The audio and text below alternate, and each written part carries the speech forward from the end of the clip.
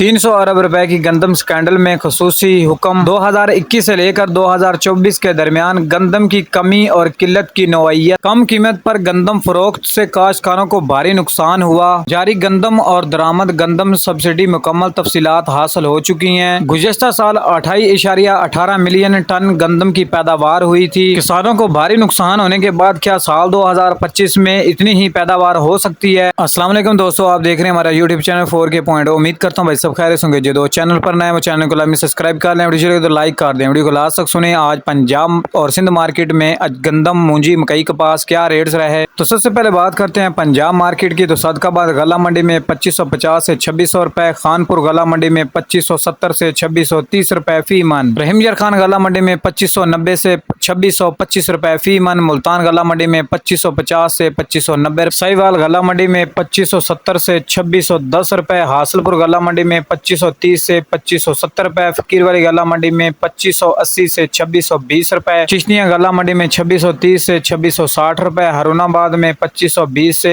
2570 रुपए, डूंगा बुंगा गला मंडी में 2650 से 2700 रुपए फी मन, जबकि बुरेवाला गला मंडी में 2580 से 2630 रुपए, बहावल नगर में 2530 से 2580 रुपए, तो बटेक सिंह में 2600 से लेकर 2680 रुपए फी मन। इसी तरह मकई की कीमतों में भी शानदार तेज़ी।